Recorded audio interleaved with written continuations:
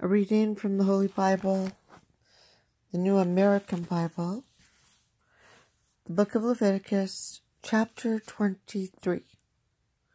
Holy Days.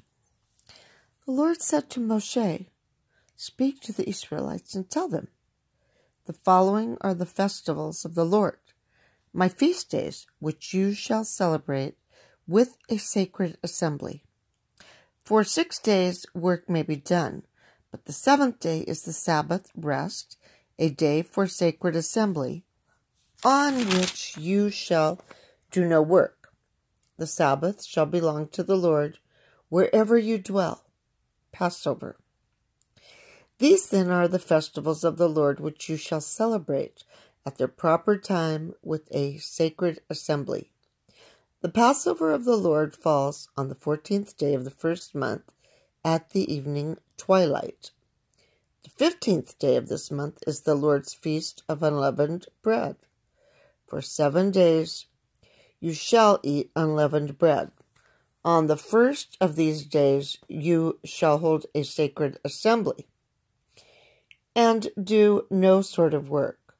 On each of the 7 days you shall offer an oblation to the Lord. Then on the 7th day you shall again hold a sacred assembly, and do no sort of work. The Lord said to Moshe, "Speak to the Israelites and tell them, when you come into the land which I am giving you, and reap your harvest, you shall bring a sheaf of the first fruits of your harvest to the priest, who shall wave the sheaf before the Lord, that it may be acceptable for you. On the day after the Sabbath, the priest shall do this. On this day, when your sheaf is waved, you shall offer to the Lord for a holocaust an unblemished yearling lamb. Its cereal offering shall be 2/10 of an ephah of fine flour mixed with oil, as a sweet-smelling oblation to the Lord. And its libation shall be 1/4 of a hin of wine. Until this day, when you bring your God this offering, you shall not eat any bread, or roasted grain, or fresh kernels. This shall be a perpetual statute for you and your descendants wherever you dwell." Pentecost. Beginning with the day after the Sabbath, the day on which you bring the wave offering sheaf, you shall count 7 full weeks. And then on the day after the 7th week, the 50th day, after the 7th week, the 50th day, you shall present the new cereal offering to the Lord. For the wave offering of your first fruits to the Lord, you shall bring with you from wherever you live 2 loaves of bread made of 2/10 of an ephah of fine flour, and baked with leaven. Besides the bread, you shall offer to the Lord a holocaust of 7 unblemished yearling lambs, 1 young bull, and 2 rams, along with their cereal offering and libations, as a sweet-smelling oblation to the Lord. 1 male goat shall be sacrificed as a sin offering, and 2 yearling lambs as a peace offering. The priest shall wave the bread of the first fruits and the 2 lambs as a wave offering before the Lord. These shall be sacred to the Lord and belong to the priest. On this same day you shall, by proclamation, have a sacred assembly, and no sort of work may be done. This shall be a perpetual statute for you and your descendants wherever you dwell. When you reap the harvest of your land, you shall not be so thorough that you reap the field to its very edge, nor shall you glean the stray ears of your grain. These things you shall leave for the poor and the alien. I, the Lord, am your God. New Year's Day. The Lord said to Moshe, "Tell the Israelites, on the first day of the 7th month, you shall keep a Sabbath rest, with a sacred assembly, and with the trumpet blasts as a reminder. You shall then do no sort of work, and you shall offer an oblation to the Lord." The Day of Atonement. The Lord said to Moshe, the 10th of this 7th month is the Day of Atonement, when you shall hold a sacred assembly and mortify yourselves and offer an oblation to the Lord. On this day you shall not do any work, because it is the Day of Atonement, when atonement is made for you before the Lord your God. Anyone who does not mortify himself on this day shall be cut off from his people. And if anyone does any work on this day, I will remove him from the midst of his people. This is a perpetual statute for you and your descendants. Wherever you dwell, you shall do no work, but shall keep a Sabbath of complete rest and mortify yourselves. Beginning on the evening of the 9th month, you shall keep the Sabbath of yours from evening to evening, the Feast of Booths. The Lord said to Moshe, tell the Israelites, the 15th day of the 7th month is the Lord's Feast of Booths, which shall continue for 7 days. On the first day there shall be a sacred assembly, and you shall do no sort of work. For 7 days you shall offer an oblation to the Lord, and on the 8th day you shall again hold a sacred assembly and offer an oblation to the Lord. On that solemn closing you shall do no sort of work.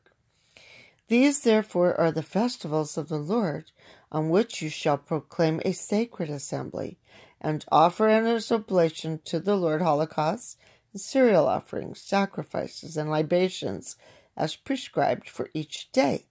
In addition to those of the Lord's Sabbaths, your donations, your various votive offerings, and the free will offerings that you present to the Lord. On the 15th day, then, of the 7th month, when you have gathered in the produce of the land, you shall celebrate a pilgrim feast of the Lord for a whole week. The 1st and the 8th day shall be days of complete rest.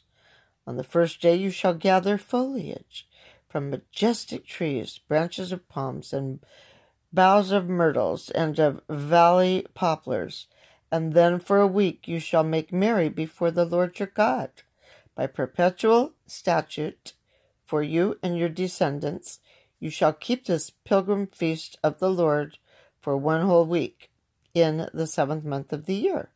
During this week, every native Israelite among you shall dwell in booths, that your descendants may realize that when I led the Israelites out of the land of Egypt, I made them dwell in booths. I, the Lord, am your God.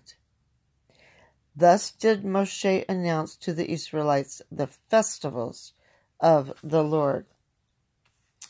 Notes pertaining to chapter 23 include 23 verse 11, the Sabbath. According to the Jewish tradition, this was the feast day itself, the 15th of Nisan, which was a special day of rest. However, some understand here the Saturday of the Passover week, or evening the Saturday following it.